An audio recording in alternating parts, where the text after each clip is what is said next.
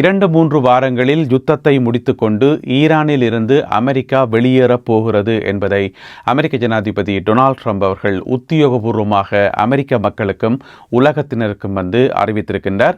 இன்று அவர் நிகழ்த்திய சிறப்புரையிலே, நாட்டு மக்களுக்கு ஆற்றிய சிறப்புரையிலே இதனை குறிப்பிட்டிருக்கின்றார். அவருடைய சிறப்புரை பார்த்தீங்கன்னு சொன்னால் அமெரிக்க நேரம் இரவு 9 மணிக்கு, அதாவது அமெரிக்காவில் பார்த்தீங்கன்னு சொன்னால் ஏப்ரல் மாதம் 1ஆம் தேதி இரவு 9 மணி கிழக்கு அமெரிக்க நேரம். அது பிரித்தானிய நேரம் ஏப்ரல் மாதம் 2ஆம் தேதி ஆகிவிட்டது, நள்ளிரவு 2 மணி. இலங்கை இந்தியாவில் நேரம் காலை 6:30 வியாழக்கிழமை காலை. இந்த நேரத்தில் அவருடைய சிறப்பு உரை ஒன்று இடம்பெற்றிருந்தது. மிக முக்கியமான அப்டேட்டுகளை வழங்கப் போகின்றார், மிக முக்கியமான தகவல்களை வழங்கப் போகின்றார் அமெரிக்க ஜனாதிபதி டொனால்ட் ட்ரம்ப் என்று சொல்லி. எனவே ஒரு பெரிய ஒரு எதிர்பார்ப்பு ஒன்று இருந்தது.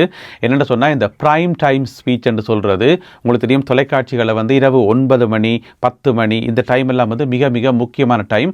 அதை பிரைம் டைம் என்று சொல்றது என்ன சொன்னால், அதிக அளவிலான வியூவர்ஸ் மக்கள் தொலைக்காட்சியை பார்க்கக்கூடிய மாதிரி இருக்கும். பகல் டைமில் எல்லாம் வேலைக்கு போகணும், வெளியில் போகணும், நிறைய பிரச்சனைகள் இருக்குது தானே. எனவே அந்த டைமை பிரைம் டைம் என்று சொல்றது. எனவே அந்த டைமில் தான் அவருடைய உரை இடம்பெற்றிருந்தது. பல மில்லியன் கணக்கானவர்கள் பார்த்திருப்பார்கள்.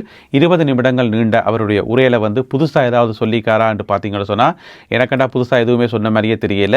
அவருடைய ட்ரூத் சோஷலை நான் ஒரு நாளுமே பார்க்குறேன். அதில் வழக்கமாக என்னென்ன போடுவாரோ அவற்றினுடைய ஒரு தொகுப்பாக தான் இருந்தது. அதாவது ஈரானை நாங்கள் முற்றுமுழுதாக அழித்து விட்டோம், ஈரான்கிட்ட கடற்படை இல்லை, விமானப்படை இல்லை, வான்படை இல்லை, அவர்களுடைய தலைவர்கள் பலர் கொல்லப்பட்டு விட்டார்கள். அதாவது இந்த ஹார்ட் லைனர்ஸ் என்று சொல்லுவோம், அந்த தீவிரவாத எண்ணம் கொண்ட தலைவர்கள் அனைவருமே அழிக்கப்பட்டு விட்டார்கள். இப்போ ஒரு புதிய தலைமை ஒன்றாங்க இருக்குது. அவர்கள் அவ்வளவு தீவிரமானவர்கள் அல்ல. ஈரான் நியூக்ளியர் வச்சுக்கிறத நாங்கள் ஏற்றுக்கொள்ளவே முடியாது. அவர்களுடைய நியூக்ளியர் ப்ரோக்ராமை நாங்கள் அழித்து விட்டோம். இன்னும் ஒரு கொஞ்சம் நாங்கள் தாமதிச்சிருந்தோம் என்று சொன்னால், இந்த சண்டையை தொடங்குறதுக்கு நாங்கள் கொஞ்சம் தாமதிச்சிருந்தோம் என்று சொன்னால் ஈரான் அணுகுண்டை உற்பத்தி செய்திருக்கும். எனவே நாங்கள் முந்திக் கொண்டு தாக்கியிருக்கிறோம். இப்பொழுது அவர்களுடைய நியூக்ளியர் ப்ரோக்ராம், அணுகுண்டு திட்டம் எல்லாமே முற்றுமுழுதாக அளிக்கப்பட்டிருக்கிறது. அவர்கள் வேகமாக சில ஆயுதங்களை உற்பத்தி செய்தார்கள், ஏவுகணைகளை உற்பத்தி செய்தார்கள். நாங்கள் இதுவரைக்கும் அறிந்து கொள்ளாத சில ஏவுகணைகள் எல்லாம் அவர்கள் உற்பத்தி செய்தார்கள். இந்த யுத்த காலத்தின் போது நாங்கள் அவற்றை அறிந்து கொள்ளக்கூடியதாக இருந்தது என்றெல்லாம் சொல்லியிருக்கிறார். எனவே ஈரான் இப்பொழுது முற்றுமுழுதாக முடக்கப்பட்டிருக்கிறது. இன்னும் ஒரு கொஞ்சம் வேலை தான் கிடக்குது. எனவே அடுத்து வரும் 2-3 வாரங்களில் நாங்கள் யுத்தத்தை முடித்துக்கொண்டு அங்கிருந்து வெளியேறப் போகின்றோம். அடுத்து வரும் 2-3 வாரங்களும் மிக கடுமையாகவும் தாக்கப் போகிறோம். எஞ்சி இருக்கிற இலக்குகளை மிக கடுமையாக தாக்கப் போகிறோம் என்று சொல்லி அமெரிக்க ஜனாதிபதி டொனால்ட் ட்ரம்ப் அவர்கள் சொல்லியிருக்கிறார். ஹோர்முஸ் நீரிணை எல்லோரும் ஆவலுடன் எதிர்பார்த்தது. இந்த ஹோர்முஸ் நீரிணை சம்பந்தமாக ஏதாவது சொல்ல போறாரு என்று சொல்லி. ஆனால் ஹோர்முஸ் நீரிணையை அவர் ஏற்கனவே தன்னுடைய ட்ரூத் சோஷலில் சொன்ன மாதிரி ஏனையவர்களிடம் ஒப்படைத்து விட்டார். என்ன சொல்லியிருக்காருன்னு சொன்னால், ஹோர்முஸ் நீரிணை எங்களுக்கு தேவையே இல்லை, ஹோர்முஸ் நீரிணையிலிருந்து வார ஆயிலும் எங்களுக்கு தேவையில்லை, ஈவன் மத்திய கிழக்கிலிருந்து எங்களுக்கு ஆயிலே தேவையில்லை, எங்கள்கிட்ட நிறைய எரிபொருள் இருக்குது, எங்கள்கிட்ட தாராளமாக இருக்குது. வெனிசுவேலால இருந்தும் இப்போ அமெரிக்காவுக்கு நிறைய எரிபொருள் கிடைக்குது தானே.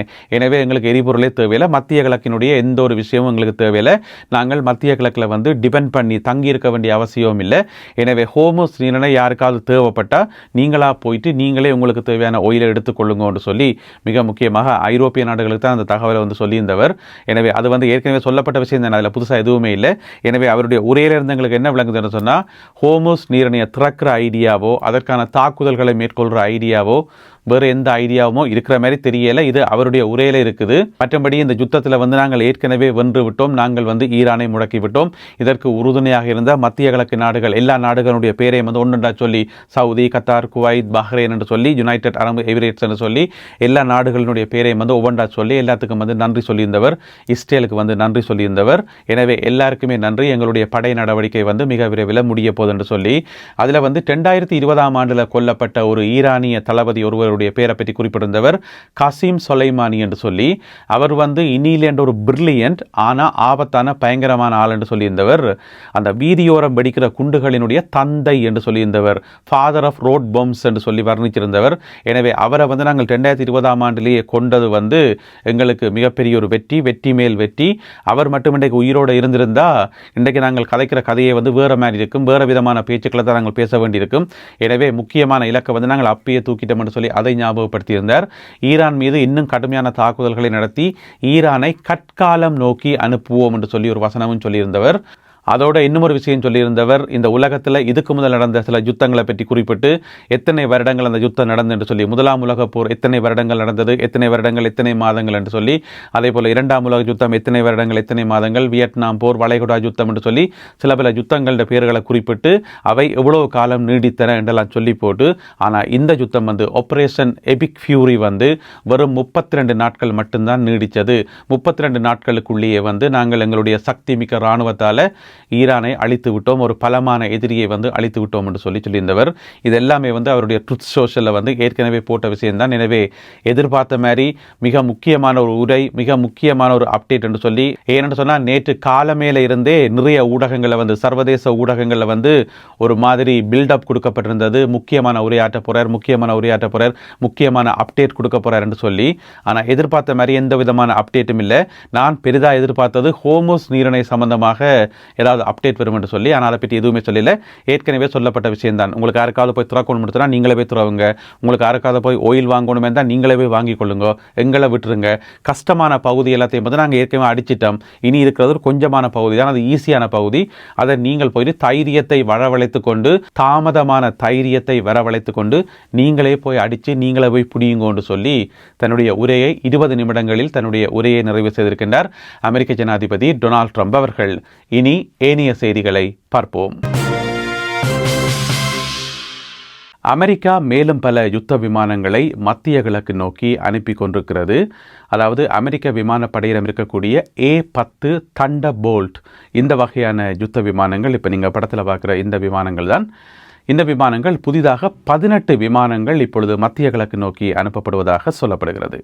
ஏற்கனவே பார்த்தீங்கன்னு சொன்னால் அங்கே யுத்தம் நடக்கிற இடத்துல இந்த மாதிரியான விமானங்கள் 12 விமானங்கள் இருக்குன்னு சொல்லப்படுது.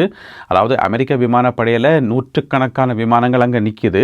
ஆனால் இந்த A-10 தண்டர்போல்ட் வகை விமானங்கள் 12 விமானங்கள் மத்திய கிழக்கில் இருப்பதாக சொல்லப்படுது. இதற்கு மேலதிகமாகத்தான் இந்த 18 விமானங்களும் இப்பொழுது அனுப்பி வைக்கப்படுகின்றன. உங்களுக்கு தெரியும், அமெரிக்காவில் இருந்து மத்திய கிழக்கு ஈரானை நோக்கி விமானங்கள் அனுப்பணும் என்று சொன்னால் அது ஸ்ட்ரைட்டாகவே பறக்கிறது இல்லை. இடையில ஒரு இடத்துல நின்று தான் போகணும். அந்த இடையில நின்று போகிற அந்த ஒரு இடம் எதென்று கேட்டீங்கன்னு சொன்னால் அதுதான் யூகேல தான் பார்த்தீங்கன்னு சொன்னால் பல்வேறு விமானப்படை தளங்களில் ஏராளமான அமெரிக்க விமானங்கள் கொண்டு இறக்கப்பட்டு பிறகு இங்கே இருந்து ஆயுதங்கள் எல்லாம் லோட் பண்ணப்பட்டு நேரடியாக மத்திய கிழக்கு நோக்கி அனுப்பப்படும். அந்த அடிப்படையில் பார்த்தீங்கன்னு சொன்னால் இந்த A-10 வகை விமானங்கள் நேற்று புதன்கிழமை மாலை 12 விமானங்கள் ஒரேடியாக அடுத்தடுத்து பறந்து வந்தன. 12 விமானங்கள், ஏனைய 6 விமானங்களும் இரவு வந்ததாக சொல்லப்படுகின்றது. இப்போ நீங்கள் பார்த்து கொண்டிருக்கிற இந்த காணொலியில் நேற்று மாலை எடுக்கப்பட்டது. இதில் 12 விமானங்கள் அடுத்தடுத்து தரையிறங்குவதை நீங்கள் பார்க்கக்கூடியதாக இருக்கிறது. இந்த தரையிறங்குற விமானப்படைத்தளம் எங்கே இருக்குன்னு பார்த்தீங்கன்னு சொன்னால் பிரித்தானியாவில் இருக்கக்கூடிய லேக்கன் ஹீத் என்று சொல்லப்படுற ஒரு இடம். இந்த லேக்கன் ஹீத் என்று சொல்லப்படுற இடத்துல பிரித்தானியாவினுடைய ராயல் ஏர்ஃபோர்ஸுக்கு சொந்தமான விமானப்படை தளமும், அதே போல் அமெரிக்க இராணுவத்தினுடைய அமெரிக்க விமானப்படையினருடைய விமானப்படைத்தளம் எல்லாமே பக்கத்தில் இருக்குது. எல்லாரும் சேர்ந்து தான் இருக்கிறார்கள். கேம்பிரிட்ஜ் நகரம் இருக்குது தானே, கேம்பிரிட்ஜ் நகரத்தில் இருந்து பக்கத்தில் தான், அதுக்கு கேம்பிரிட்ஜுக்கு பக்கத்தில் தான் இந்த விமானப்படைத்தளம் இருக்குது. எனவே இப்பொழுது 12 விமானங்களும் நேற்று இரவு 6 விமானங்களுமாக 18 விமானங்கள் கொண்டு இறக்கப்பட்டிருக்கின்றன. இவை மிக விரைவில் இங்கிருந்து மத்திய கிழக்கு நோக்கி நகர்த்தப்படும் என்று சொல்லப்படுகிறது. இந்த விமானங்கள் தரை தாக்குதலை மேற்கொள்கின்ற படையினருக்கு பெரும் உதவியாக இருக்கும் என்று சொல்லி, எனவே இந்த விமானங்கள் கொண்டு குவிக்கப்படுறதை பார்க்கும்போது பல சந்தேகங்கள் எழுது. பொறுத்திருந்து பார்ப்போம். நேட்டோ அமைப்பினுடைய தலைவர் மார்க் ரூத் அடுத்த வாரம் வாஷிங்டனுக்கு பயணமாகின்றார்.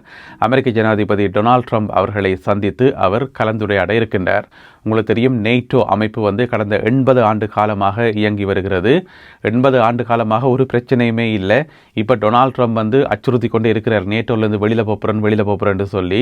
எனவே அது சம்பந்தமாக கதைப்பதற்காக மார்க் ரூட் அவர்கள் அடுத்த வாரம் வாஷிங்டன் செல்ல இருப்பதாக தகவல்கள் வெளியாகியுள்ளன. ஹோர்முஸ் நீரிணை மூடப்பட்டு கிடப்பதால் என்னென்ன பிரச்சனைகள் இருக்குன்னு சொல்லி எங்கள் எல்லாருக்குமே தெரியும். நாங்கள் நாள்தோறும் செய்திகளில் அதைத்தான் பார்த்து கொண்டு வரோம். இப்போ பார்த்தீங்கன்னு சொன்னால் புதுசாக இன்னும் ஒரு பிரச்சனை ஒன்று உருவாகி இருக்கா. அதாவது எங்களுக்கு தெரியும், ஹோர்முஸ் நீரிணையால் கப்பல்கள் போகவும் முடியலை, வரவும் முடியலை, ஒரு சில கப்பல்களை தவிர. இப்போ பார்த்தீங்கன்னு சொன்னால் கிட்டத்தட்ட பாரசீக வளைகுடாவில், அதாவது ஹோர்முஸ் நீரிணைக்கு அங்கால 3200 கப்பல்கள் அங்கே சிக்கிப்பட்டிருப்பதாக சொல்லப்படுகிறது. அந்த 3200 கப்பல்களையும் கிட்டத்தட்ட 20 20,000 பணியாளர்கள் அங்கே சிக்கி இருக்கிறார்கள் கடந்த ஒரு மாதத்துக்கு மேலாக வெளியில வர முடியாமல். எனவே இந்த 3200 கப்பல்களும் வெளியில வர முடியாமல் இருக்கிறது ஒரு மிக முக்கியமான பிரச்சனை என்று சொல்லி எங்களுக்கு தெரியும். சரி, இந்த 3200 விடுங்கோ. இந்த உலகத்தினுடைய ஏனைய பகுதிகளில் நிறைய கப்பல்கள் பயணம் செய்து கொண்டிருக்கு தானே.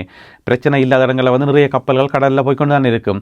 அந்த கப்பல்கள் எல்லாத்துக்குமே ஒரு முக்கியமான பிரச்சனை ஒன்று உருவாகி இருக்கிறது. அது என்ன முக்கியமான பிரச்சனை என்று சொன்னால், அந்த கப்பல்கள் ஓடுறதுக்கான எரிபொருள் பலத்த தட்டுப்பாடு நிலவுதான். அதாவது இப்போ விமானங்களுக்கு பயன்படுத்துகிற எரிபொருளை நாங்கள் ஜெட் ஃபியூவல் என்று சொல்லுவோம். அதே போல கப்பல்களுக்கு பயன்படுத்தப்படுற அந்த எரிபொருளை, அந்த ஃபியூவலை பங்கர் ஃபியூவல் என்று சொல்றது. நினைக்கிறேன் கப்பல் அடிப்பக்கம் தண்ணிக்கான இருக்கும், அது ஒரு பங்கர் மாதிரி தானே, அதனால பங்கர் ஃபியூவல் என்று சொல்றதோ இன்னும் தெரியல. அதனுடைய பேர் பங்கர் ஃபியூவல். பயங்கர கருப்பா இருக்குமாம், அதான் பிட்டிய புகையெல்லாம் பாருது. இப்ப சாதாரண பெட்ரோல் எரியும் போதோ மண்ணெண்ணெய் எரியும் போதோ அவ்வளவு புகை வராது தானே. இப்ப கப்பல் ஒன்று கிராஸ் பண்ணி போய்க்குள்ள இவ்வளவு பெரிய புகை ஒன்று வருந்தானே. அதுக்கு காரணம் அதுல பாவிக்கப்படுற விலை குறைந்த பங்கர் ஃபியூவல். இது அதிக அளவில் உற்பத்தி செய்யற நாடு எதுன்னு பார்த்தீங்கன்னு சொன்னா குவைத் தான் உற்பத்தி செய்யுது. குவைத் என்ன செய்யும் சொன்னா ஒரு நாளைக்கு 2 லட்சம் பரல்கள் ஒவ்வொரு நாளும் ஏற்றுமதி செய்தபடி குவைத்தில் இருந்து. இப்ப கடந்த ஒரு மாசமா பார்த்தீங்கன்னு சொன்னா ஒரு விதமான ஏற்றுமதியும் இல்லை. அப்ப குவைத்திட்ட இருந்து இந்த பங்கர் ஃபியூவலை வாங்குறதுக்கு சொல்லி இன்னும் ஒரு நாடு ஒன்று இருக்குது. அந்த நாடு தான் அதிக அளவு பங்கர் ஃபியூவலை வாங்கி சேவ் பண்ணி வச்சுட்டு ஸ்டோர் பண்ணி வச்சுட்டு கப்பல்களுக்கு வழங்குறது. அதாவது உலகத்திலேயே அதிக அளவு கப்பல்கள் எரிபொருளை நிரப்புகின்ற ஒரு நிலையம் எது தெரியுமா? அதுதான் சிங்கப்பூர். சிங்கப்பூருக்கு போய்தான் உலகத்தில் அதிக அளவான கப்பல்கள் தங்களுக்கு தேவையான எரிபொருளை நிரப்புறதாம். எனவே சிங்கப்பூர் என்றது உலக கப்பல்களின் பெட்ரோல் ஸ்டேஷன் என்று சொல்லி நாங்கள் சொல்லலாம், எரிபொருள் நிரப்பு நிலையம் என்று சொல்லலாம். அப்படி சிங்கப்பூர் தான் நம்பர் 1 இருக்குது வேர்ல்டிலேயே. இப்போ பார்த்தீங்கன்னு சொன்னால் சிங்கப்பூருக்கே எரிபொருள் இல்லையாம் என்று சொல்லப்படுது. ஒரு நாளைக்கு குவைத்தில் இருந்து 1,40,000 பேரல்ஸ், அதாவது 2 லட்சம் பேரல்ஸ் வெளியில் போகும் குவைத்தில் இருந்து. அதில் 1,40,000 பேரல்ஸ் சிங்கப்பூருக்கு மட்டும் போகுமாம். சிங்கப்பூர் தான் அதிக அளவு ஏற்றுமதி. இப்போ பார்த்தீங்கன்னு சொன்னால் சிங்கப்பூருக்கு அந்த வரத்து இல்லை. இப்போ சிங்கப்பூருக்கு ஒவ்வொரு நாளுமே வெறும் 33,000 பேரல் இந்த மாதிரி எண்ணெய் பங்கர் ஃபியூவல் மட்டும்தான் வருதாம். அதுவும் எங்கேருந்து வருதுன்னு கேட்டால் இந்தியாவிலிருந்து வருதாம். எனவே இந்தியாவிலிருந்து சிங்கப்பூருக்கு கிடைக்கக்கூடிய அந்த ஒரு எரிபொருளை மட்டும்தான் இப்போ சிங்கப்பூர் வச்சிருக்குது. அதனால் இந்த உலகத்தில் ஓடுற கப்பல்களுக்கு போதிய அளவு பங்கர் ஃபியூவலை வழங்க முடியாமல் சிங்கப்பூர் திணறுவதாக சொல்லப்படுகிறது. எனவே ஹோர்முஸ் நீரிணையில் நிற்கிற அந்த 3200 கப்பல்களுக்கு மட்டுமில்லை பிரச்சனை, இந்த உலகத்தின் சகல மூலைகளிலும் இருக்கின்ற சகல கப்பல்களுக்குமே பிரச்சனை வந்திருக்குது இந்த ஹோர்முஸ் நீரிணை மூடப்பட்டதால் என்று சொல்லி தகவல்கள் வெளியாகி இருக்கின்றன. எனவே என்றைக்கு ஹோர்முஸ் நீரிணை திறக்கப்படுதோ அன்றைக்குத்தான் இந்த உலகம் இயல்புக்கு திரும்பும். நல்லது அன்பான உறவுகளை, யுத்த களத்திலிருந்து மேலதிக தகவல்கள் கிடைக்கின்ற போது அவற்றையெல்லாம் தொகுத்துக்கொண்டு இன்னும் ஒரு காணொளியில் உங்களை நான் சந்திக்கின்றேன். அதுவரை நன்றி, வணக்கம்.